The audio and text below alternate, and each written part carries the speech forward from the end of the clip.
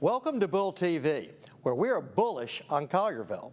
I'm your host, David Pickler.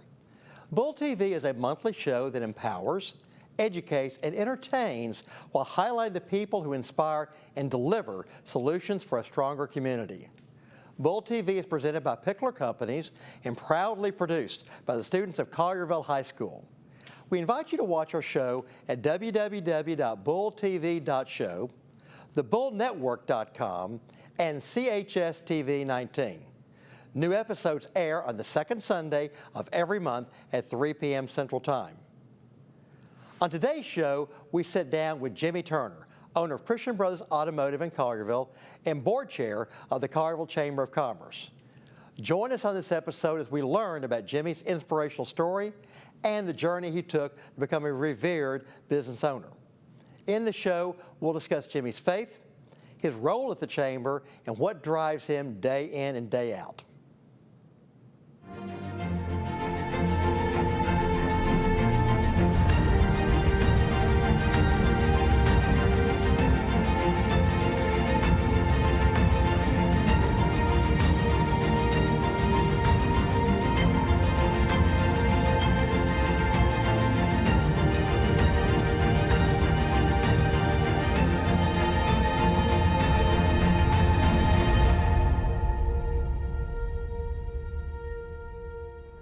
Today, I'm joined by Jimmy Turner. Jimmy Turner, owner of Christian Brothers Automotive in Collierville, is a native Mississippian who has lived in the Memphis area since 1985.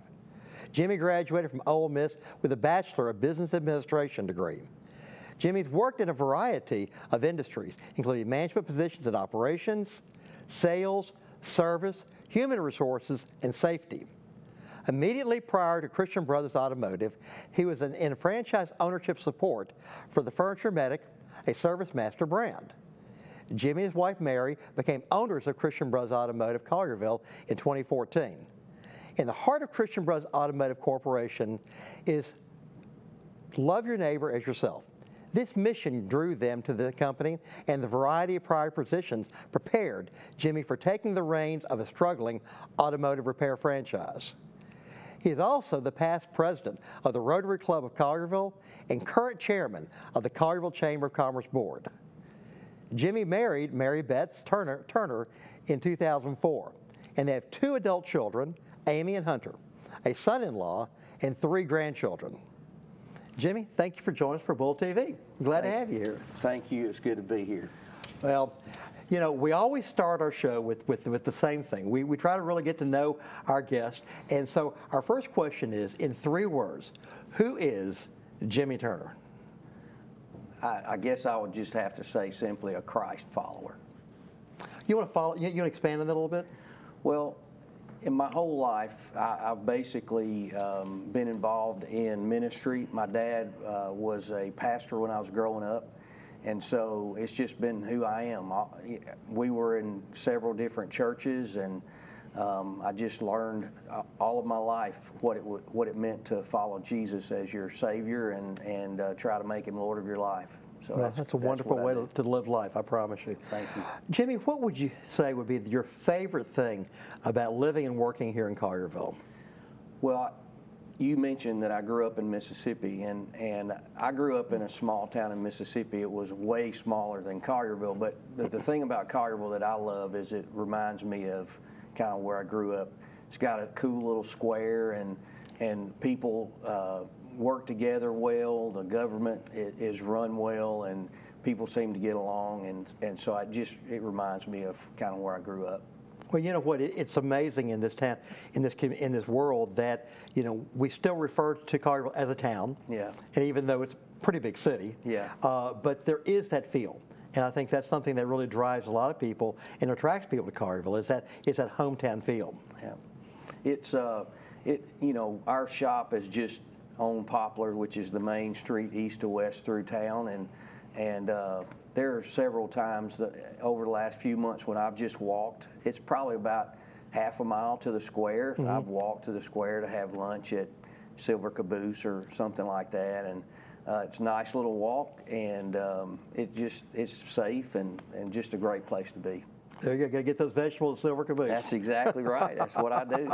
I get those vegetables. That's great. Well, Jimmy, as we've learned in the introduction, you've had quite a career. You've had jobs ranging from personnel management to commercial laundry management to being a business owner. Talk to us a little bit about your journey and to where you are now, and kind of the things that helped get you to where you are now. Well, my dad being a pastor when I was growing up, I always thought that I would be in ministry of some sort. Mm-hmm. And so, some people grow up and they know they want to be a doctor or they want to be, I don't know, an engineer or something like that. And I grew up thinking ministry. Well, when I got to college and as I went through school, I didn't really feel direction toward going to seminary or whatever. Mm-hmm. And those doors never really opened for me, so I just got a general business degree. So it didn't give me any kind of specific path to go on. And so when I graduated from college, I started out in retail jewelry sales, which for me is so ironic because I'm not that kind of person or whatever. I don't wear a lot of jewelry. Don't see a lot of jewelry on your hand right now. So I got out of that, got into personnel and safety management, and did that for several years. I did go to seminary for a semester, but again, the Lord just kind of led a different direction. And so as I learned about human resources or personnel management, I really got to grow in the interpersonal relationship area. And then I lost that job and moved over into commercial laundry management. And I started growing as a manager of leading people. And I had a couple of great mentors that taught me the business, but they also taught me how to deal with people. Mm-hmm. And how to really get to what motivates people rather than just having a set of rules, but really what motivates people. And then I transitioned out of that into supporting franchise owners with ServiceMaster, the Furniture Medic brand, and I got to see how franchises work. So when you put all three of those things together, it really prepared me for operating a business. And Mary and I really don't look at ourselves as the owners of Christian Brothers, although when you look at the documents, we are. We really believe and try to operate it as if God owns it and we're just running it for Him. And so that frees us up when a bad thing happens. We don't take necessarily ownership of that. Mm-hmm. We try to understand that everything happens for a purpose, and we try to allow the Lord to help us work through those things to come to the best conclusion for our customers and us. So the financial side of the business I learned in commercial laundry. The relationship side of the business I learned in just managing people and working in safety and human resources. And then the franchise area of the business, having a partnership with a business that has the model that you're operating within. So it just really taught me how to do what I'm doing. I love it.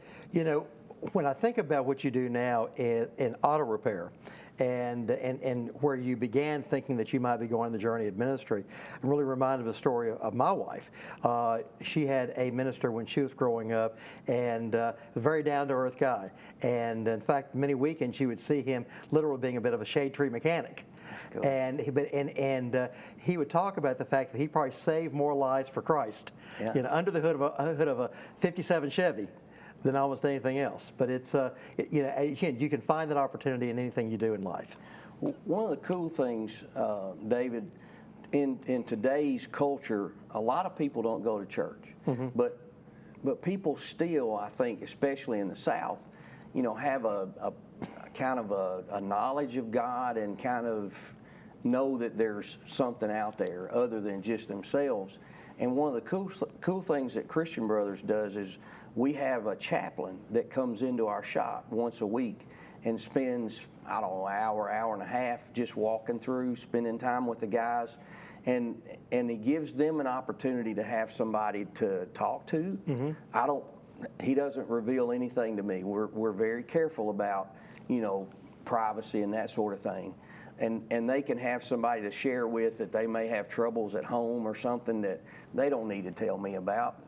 They can tell him about, ask him to pray for them. And it's really cool to have a guy, and we actually had an event as a company last Saturday. We were celebrating some significant milestones down at Marshall Steakhouse in Holly Springs, and we invited our chaplain, and everybody was glad to see him because he's just one of the guys. There you go. It's kind of cool. It sounds like you're creating quite a unique culture there.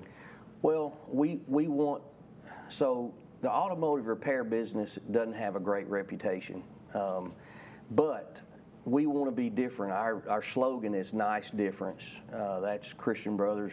We want to be different. And so one of the things that we really try to do is be very ethical and provide excellent service. And so when we do that, it requires our technicians and the service advisors to really be comfortable in their work and to know that they're going to be taken care of. So they don't feel any pressure to try to find something wrong that's not really there and things like that. So we want to be very honest, and we give them the freedom to, you know, if there's something going on. Like yesterday, we had a customer that came in. She's handicapped and she works at a local business, and she came in and she needed brake pads and rotors, and she couldn't afford it. And two of my guys up front just said, "Hey, we'll take care of it." And I'm sitting in my office doing my work, and I hear these conversations going on, and it just really made my day that two of my guys said, "Hey, we're going to take care of her." And the technician isn't going to charge; he's going to do the work for free. And so we're a for-profit business, but when I hear something like that happen, it really makes me feel good about the culture that we have, because we got really good people. I love it. Well, I'm going to turn back the clock a little bit. Little Birdie told me that there's a pretty interesting story about how you ended up choosing Ole Miss to be your university. Would you mind sharing that with us? Well, growing up in the country in Mississippi, it's a little bit unusual for people to go to college. But my oldest brother decided that he was going to go to Ole Miss, and the reason he chose Ole Miss was because it was the closest college to where we were living. We lived outside of Tupelo. And so that decision ended up impacting basically everybody that's come after him, because I have four brothers, including my oldest brother. And so he went to Ole Miss, the next one, the next one, the next one. And then when I came along, I really didn't have much of a choice. So it was Ole Miss or nothing pretty much for me. I did end up going to Mississippi State for one semester because my dad pastored a church outside of Starkville, in a little community outside of Starkville. And I decided I was going to stay home and save some money. I was miserable. Not that Mississippi State was a bad place to be. It was just I loved Ole Miss, and everybody there obviously loved Mississippi State. So I got out of there as fast as I could. So you're telling me you didn't keep your cowbell to take home for family reunion? No, I didn't. But it was a good time. I made some good friends down there. It was. I made my best grades I ever made when I was in school down there. That's awesome. You talked a little bit about the journey that you took with all these various jobs and careers that you had. Did you find that becoming a business owner was an easy transition for you, or was it more of a challenge? The first year was very difficult, and I watched franchise owners with Furniture Medic. I watched them have a hard time the first year, so I was a little bit prepared for it, but not nearly as prepared as I should be. One of the difficulties was I'm just not a real car guy. So for me to be an automotive repair shop owner is pretty ironic. Because I'm not technically gifted, and I've learned a lot. I have some head knowledge after 9 years being in the business, but it took me a while to really get a grip on how we should operate, and that evolves every day. We've made some very significant changes in the operation over the last year to be able to grow like we have. But yes, business ownership was a very difficult thing to do to start with, but as I've grown and gotten more comfortable in it, I love it. I wouldn't want to do anything else. That's awesome. I think I have a pretty good idea of the direction you're going with this next question, but what inspires you the most in life? Well, anything related to seeing people start to develop a relationship with the Lord, something something that happens in that area. Being able to coach people and help them think differently and grow in their relationship with the Lord. But as far as something that I really enjoy is being able to have technicians that work for me that have worked in the business for, 20 or 30 years before they came to us, and say things like, "This is the best place I've ever worked." And it's not because I don't want them to say it because of me. It's not. I'm not trying to make myself look good. I just want people to really be happy where they're working, and just really enjoy. Not be I don't want them to be stressed coming to work. I don't want them to worry about making a good living for their family. It's just a blessing to me to have. And right now we've got 14 full-time people that work at our shop, which when I started there were 4. So, wow. And we're doing, and all of those people are the primary breadwinners in their family. So that's a good feeling. That's a great feeling.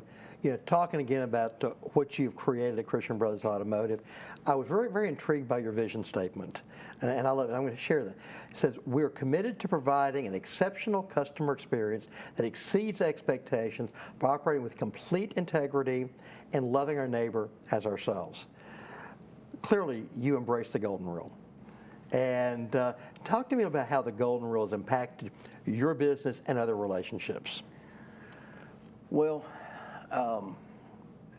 I want to be a consistent person, whether I'm at work or at home or at church or wherever. I really want to be a consistent person who people know what they're going to get when we have an interaction. Right.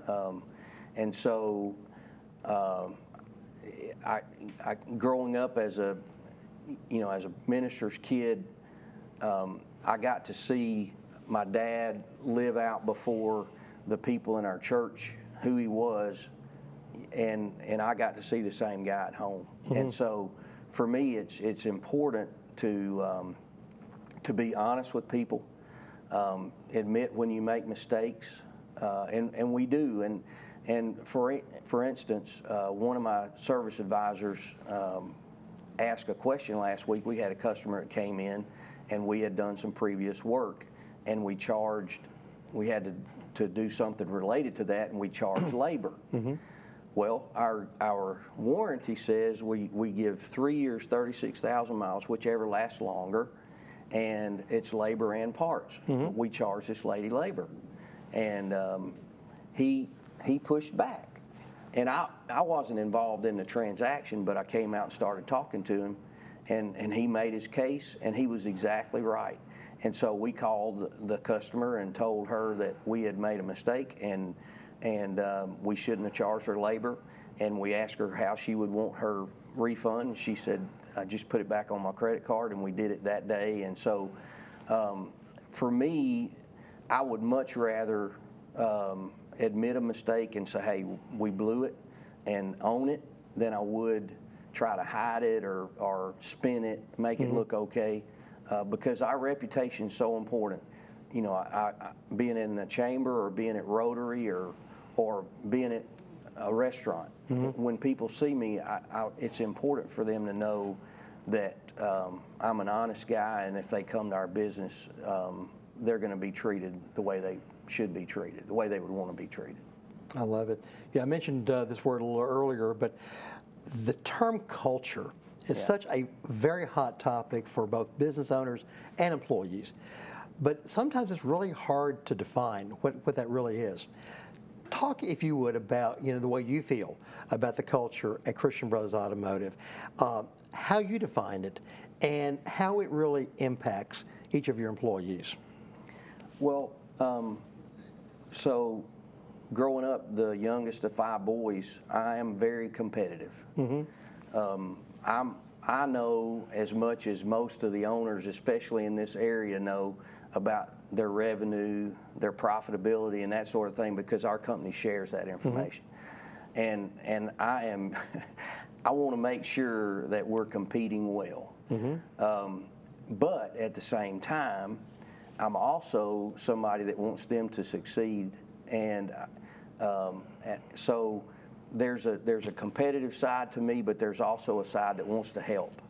And because that's who I am, I want the people that work for us to have the same kind of competitive nature, but also help each other.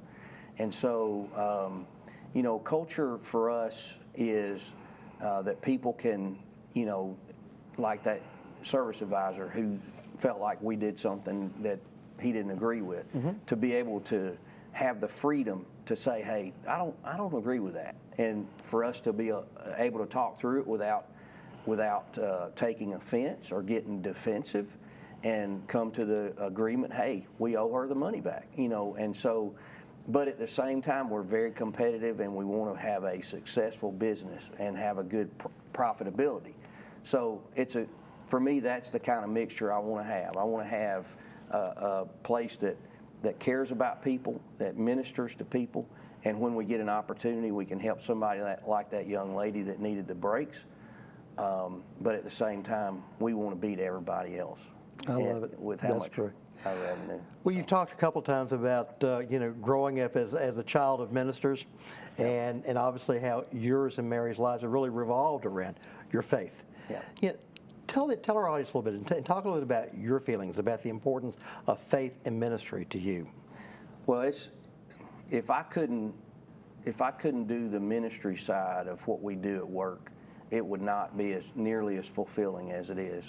I am competitive, and I do want to do as much, you know, revenue as we can, and beat the other locations just by a little bit. But at the same time, we do things like in the fall we have a Saturday where we're not normally open on Saturday, but like in October we open for a day, and we work with churches and nonprofits locally to send single moms or widows or families in need, and we do the work for free. We change oil, we might buy new tires for them, we do brakes and that sort of thing, make sure their cars are reliable and safe, and we do all that at no charge. And this past October we did 63 cars. Wow. And it's not just working on their cars. Mary and some of the other friends from church and stuff, they'll come in, volunteer their time, and we serve food and just have conversations. And you know, some of the ladies that come are widows, and they don't have a lot of personal interaction, so we just visit with them. And it's the coolest day of the year for us, because we just get to love on people. Wow, that's fantastic. And it just, you know, we look forward to it every year. And we've got some ladies who've probably been 6-7 times. We've done it since 2015. And so we've got people that have been at least 6 or 7 times, and they look forward to it, and they know when it's coming. If they haven't heard about it, they're going to call us up and say, hey, when's service day? I want to make sure I get to come this year. So it's a lot of fun. And you know, maybe an oil change doesn't sound like a whole lot, but the fellowship that they get and just having a smiling face. At where they checked in last year, we had a young lady with her 2 daughters, and they just made so many people feel welcome, and it's just a great day. I love it. You talked about having done this since 2015. In 2014, I understand a very special individual named Nikki came into your life. Yeah. Tell, if you would mind, share this amazing story. So, Mary and I, when we met, we started going to Kirby Woods Baptist. I had been there, and she started coming with me. And we, through our daughter, we met a young lady at Kirby that spoke Spanish very well, and she got involved with the Hispanic ministry. There was an actual church, a Spanish church that met. And so our friend Jessie would go over, and she would help lead music for the Hispanic church. And she got married to a Hispanic man from Honduras, and within 6 months of them getting married, a relative of his got arrested. And when he got arrested, he had his daughter, which is our Nikki, and son were there, and they got placed with their cousin, who was Jesse's husband. Okay. And they'd only been married about 6 months, and so they've got a 12-year-old girl and a 4-year-old boy living with them, and they've only been married 6 months, so it was stressful for them. Wow. So Mary and I started having the girl. We started having, her name was Nirka. She's a graduate of Collierville High School, by the way.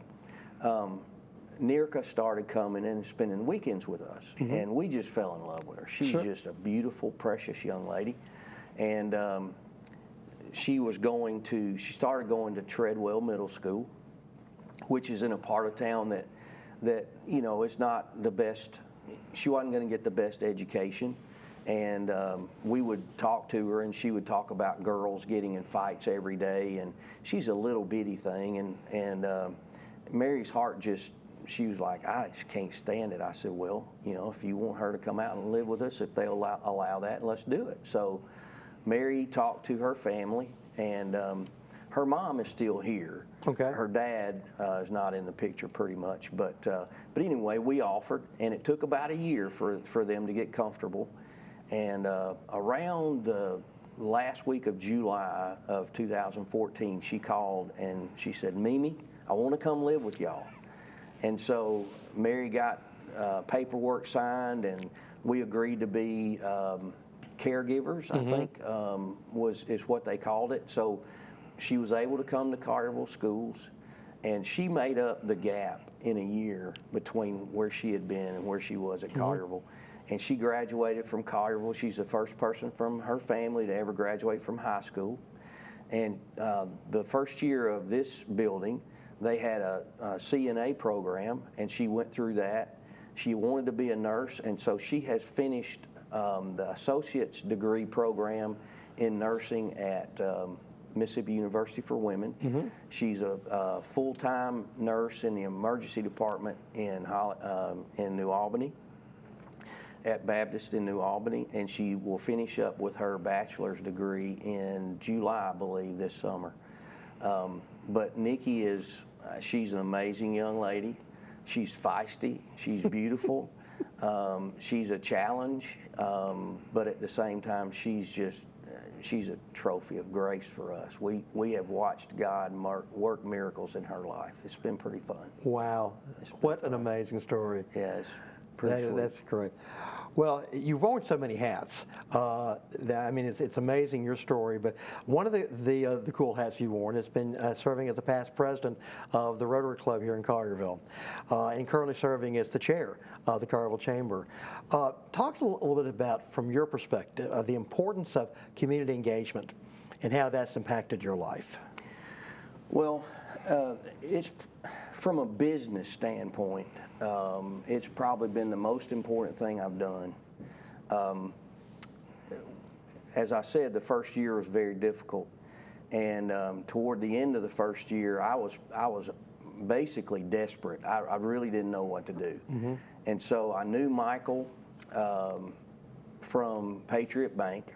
Michael Neighbors and I had been friends, and I was in the bank for something, and I just walked in his office, and I asked him if he had a minute, and he did, and I said, Michael, I got to do something.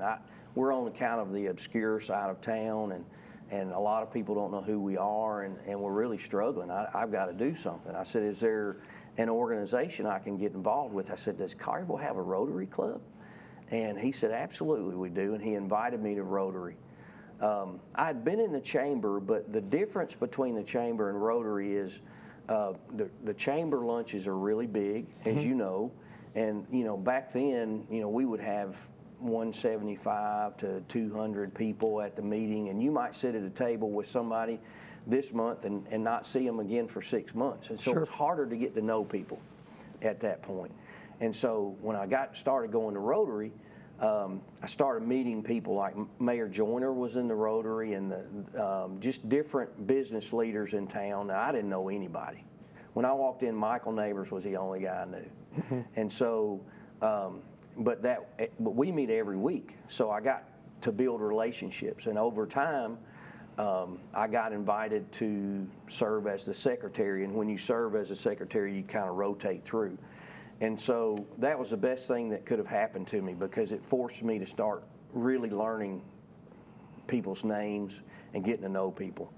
And anytime I'm given a responsibility like serving as a secretary or something, I take it pretty seriously. And so I started trying to get things organized from that standpoint, making sure we were tracking attendance and that sort of thing. And so, so as I got to know people, business really started to explode at that point because people started knowing, a little bit more about me, and I found out about Leadership Collierville through that and the chamber, and that was an amazing program. And then Bill Samish asked me to serve on the chamber board, and I joke with Bill because when Bill came to talk to me, he said, being on the chamber board, you really don't have to do a lot. And here I am as the chairman now, and it's a busy year because we're as you know, we're kind of relaunching the board, and starting to reactivate some of the committees that haven't been as active because of the pandemic and things like that. So I'm spending a good bit of time just trying to organize. I went through the bylaws, and we're trying to operate the way they're written, and Mark and his staff have done a phenomenal job, and I don't in any way want to take away from what they've done because they've worked really hard. But the board is responsible to help and support them in a way that they don't have to do all of the work. Right. That's part of our responsibility, and so that's kind of why Ken Cope and I are working hard to get it kind of relaunched, so to speak. You're doing a great job. Talk to me a little bit about what a day in the life of the Collierville Chamber chairman looks like. Well, when I'm doing stuff related to the chamber, I'm looking at what projects we've got coming up, what kinds of questions have been brought up from members, comments that have been made. And one of the things that we did was we did a survey of all the chamber board members to see what would y'all like to see us do differently, what do you like about what we're doing, what could we do better. And so I got all of those questionnaires back, and I categorized all of those responses, and I'm just trying to organize the best way to accomplish what the people want to see happen. And so as we get these committees restarted, as I've got these priorities sectioned off, I can give certain things to the membership committee or the program committee and ask them to kind of take that on and do whatever has been requested. And I'm just kind of trying to keep it organized. Well, you're doing a great job, and in fact, as a member of your board, you did a really good job of, first of all, getting people to actually complete the survey. And some people might say you were a nag. I would just say that you were being professionally persistent in doing that. Well, I appreciate you saying it that way. I'm sure I was, but I think it's important. If you're going to serve on the board, I think you need to give input and feedback and participate and actually do what the board needs to do.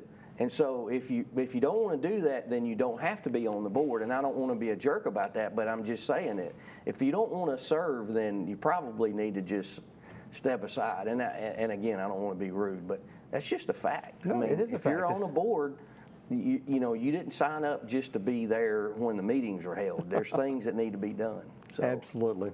So diving deeper into this whole idea of community service, you also serve as a member of the Collierville Parks and Recreation Advisory Board. Talk to us a little bit about our parks and the importance of our parks to our community. Well, I don't know who's responsible for how that structure was established, but whoever had the foresight to require certain amount of land from every project that's done. I don't know who did that, but whoever did it was wise beyond their years. And so it's really cool to me to see if we have a development that's going to be opened, say for instance off Shelby Drive near the mall.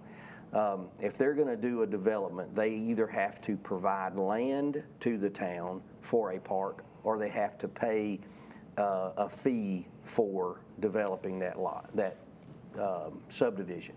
And so what that allows us to do is it allows us as a town to maintain a certain ratio of acres of park per so many residents. And so that in and of itself is a great thing. And then the Public Works and Parks and Recreation work together to maintain the parks and keep those in good shape. And then our Parks Director, Greg, does a super job, and he has great vision about maintaining parks and what needs to be added. Like we're adding some pickleball courts right now, and there's going to be a park close to the high school, and so we're talking about what kinds of facilities we need to have there.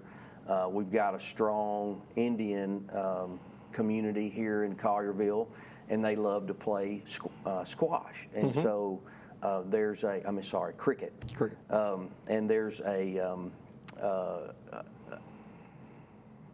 real strong push to have a cricket field here in Collierville because they have tournaments regularly, and there's a good number of citizens of Collierville that participate in that. Without question. In fact, I see a lot of that community having their impromptu cricket games in the area right behind the town hall and the library, and which is one of the great spaces in town. But no, there is an evolving and really very diverse community in Collierville that have a lot of interest, and I think that's important. It's one of the things that makes Collierville so very special. You talked a little bit about the challenges you had in your first year in business. What has been so far the most challenging aspect of your career so far? Well, my personality is such that I'm not very confident unless I understand what I'm doing. And that may sound too simple, but I know people who have stepped into the role as a franchise owner of a Christian Brothers Automotive that immediately start making changes and doing things that impact the business. I just was not comfortable with that. Unless I feel like I know what I'm doing, I'm not going to be that confident. And so the first year, part of the problem was I wasn't very confident. And it took me a while for the confidence to grow, and that took learning about not just cars, and I won't ever be a technician, but just how they operate and being able to explain it to customers. But it wasn't just that, but I'm also trying to maintain a business, pay all the bills, and the revenue's not great and things like that. Right after the first year, I got a call from my business performance coach in Houston, and he told me that we were a store in distress, which meant that if all of our short-term liabilities were called, we didn't have enough funds in the bank to pay all the bills. And so we had to do some things, and that was probably about the time I went to see Michael Neighbors and said, I need some help. But for me, the challenge just was really getting to a point where I was comfortable and understood the business so that I could start to manage it and have the confidence it was going to go well. Wow. Sounds like you did a lot of learning that first year. I did. And the best thing, in the first year, the best thing I did was to hire a really good technician. I had an opportunity, and it was outside my comfort zone, but I was at a point where I was like, I have to do something. And he came along at the perfect time. And looking back, everything's been at the perfect time. God's just worked it all out that way. I love it. What would you say has been the proudest moment or moments in your life? Oh, wow. There are a bunch of those. When my son was born, that was a pretty special moment. I went through divorce, and that was really hard. My mom and dad told me while it was going on, they said, God's got something better for you in store. It was hard for me to hear that at that point in time, but when I met Mary and married her, that was probably the most redemptive and moment of my life.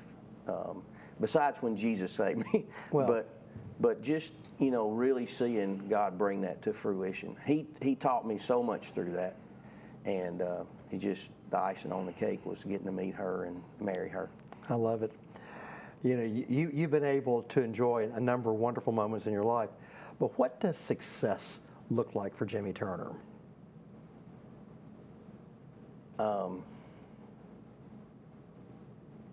Wow. Well, Saturday night was when we took the staff to Marshall Steakhouse. That was a very special time because I got the chance away from work to be able to look at all of the people that work there. Except there were a couple that weren't able to make it, but just tell them how much I appreciate them, and be able to do that. That was it was a pretty expensive dinner, but it was worth it because they worked so hard to take care of people, and they deserve to be honored that night. So it was pretty cool to be able to do that. I love it. That's great. You know, you talked about some of the people you've been in contact with. You talked about the Mayor Joyner. You talked about a number of other great people. Which Colliervillian has had the greatest impact on your life? Well, honestly, I probably don't know that person. And the reason I say that is because whoever had the vision to build a town the way that Collierville's been built. Well, I mean, you look at James Llewellyn, he's had an amazing impact, and I've never been able to look James in the eye and tell him thank you, but, you know, people like James Llewellyn have had an amazing impact on me. Before I got into business, I was like most people that live here. I lived here, I went to work in Memphis or Olive Branch or wherever, and I came home and I didn't understand how great Collierville was. And but when I went to work here and started being here every day and seeing different people and just seeing how it's structured, Leadership Collierville teaches you a lot. But you know, I don't know who would be, and it's probably a lot of different people, and James Llewellyn would be one of them, but it would be people like that really have built Collierville into what it is today. You know, I'm pretty certain that James was probably the guy who came up with that idea of dedicating certain assets, you know, whenever you're building a development. Yeah. We had the honor of having James on the show last year before he retired, and that man has left his mark on this town in a lot of great ways. But you're right. You know, Collierville is a community that's been built on the shoulders of giants. Yeah. You know, if you go back many generations, you look at Herman Wright Cox, who served as mayor for so many years. You look at a Joe Clayton. You look at a Tom Brooks. You look at a John Green. Yeah. You know, and you're right. No great community, is not without a lot of people. Yeah. But I tell you, James is certainly a great person to think about. You know, we're sitting here filming inside of Collierville High School, this amazing new school. What message would you have for the students of Collierville High School when it comes to the concept of leadership?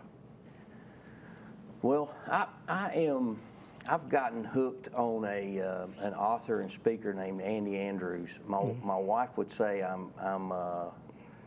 can't remember the word she used, but a cult. Yeah, cult. So every person has strengths and every person has weaknesses. And just because you don't have strengths in a certain area that you would like to, don't let that keep you from doing what you can do. You know, whatever your strengths are, you need to lean into those and use those as much as you possibly can. You know, I love being in a role with the chamber board, but I know that there are many people in that room when we're having a meeting that are way more talented than I am. But the deal is, as a leader, you don't try to get the spotlight on you. You try to bring people together who can do certain things, and so that's what you want to do as a leader. You want to build teams that have people with different strengths, so you can accomplish a much bigger task than you could by yourself. So whatever your strengths are, lean into those and fine tune those as much as you can. Love it. Yeah, Jimmy, you're not done yet, but when you look back and you reflect on your career, what would you like to be the legacy of Jimmy Turner? That, that God he was a man God blessed. That, God used him to build a great team, to hopefully help people realize the best of themselves, to hopefully give each other the benefit of the doubt. My desire with my team is we're all going to make mistakes. We don't try to place blame. We try to give each other the benefit of the doubt. And I heard a conflict yesterday with two of my guys, and I was so pleased that neither one of them lost their cool. They disagreed, and they just basically had a conversation, and it ended up okay. But it was a pretty strong disagreement, but they were okay with it. They were able to talk about it and disagree, and then they came to a kind of a conclusion, and everything was back to normal about 30 minutes later. So love it. Yeah. That's great. Well, Jimmy, I want to thank you very much. You did an amazing job telling your story, and we thoroughly enjoyed having you as a guest here on Bull TV. Thank you. Your dedication to your faith is inspiring. Your passion for serving others is something I think we can all look up to. And so I want to thank you. I want to thank you for your generosity, your kindness, your compassion. This is amazing. So thank you very much for joining us. Thank you. Appreciate it, David. The business of America is business. This often repeated quote was first attributed to Calvin Coolidge, the conservative-leaning American president during the 1920s. Coolidge believed that the highest ideals of business are achieved when people can focus on producing, buying, selling, investing, and prospering. He felt that through the activities of commerce, people can and do change the world for the better. Coolidge also believed that the accumulation of wealth was an admirable pursuit. He said that wealth is a product of industry, ambition, character, and untiring effort, all admirable qualities. Bull TV has been honored to be able to connect with a wide variety of engaged citizens and leaders within our community. Each person with which we've talked over the past 2 years has made a significant impact in Collierville. As important as our not-for-profit and governmental organizations are to the fabric of our community, the foundation of any society is built upon a bedrock of commerce. People engaging in business activities are the essential elements of any economy. We cultivate and develop great civic assets such as amazing schools, vibrant community resources, and safe and secure environments as magnets for individuals and businesses to locate within our town. The health of any community is based upon whether or not people believe that they can achieve their personal, professional, and family aspirations within that town. Collierville is indeed blessed to have the best of all worlds: great schools, amazing civic amenities, wonderful religious organizations, and engaged civic organizations, and of course, thriving businesses. Thank you to the Collierville Chamber of Commerce for their ongoing work promoting businesses in our community. If the business of America is business, the heart and soul of American business are the millions of small businesses that form the economic foundation for every city and town in our nation. Small businesses reflect the values of each community they serve. They are the Main Street, not Wall Street. Small business owners are the pillars of their communities. Thank you also to Jimmy Turner for his leadership this year for the Collierville Chamber. Jimmy is the type of servant leader that makes Collierville great. His dedication to helping grow Collierville while retaining our core values is a shining example of why so many people are voting with their feet to make Collierville their destination of choice to live, work, and play. And that is my 2 cents. Until next time, I'm your host, David Pickler. Thank you for watching Bull TV, where together we deliver solutions for a stronger community.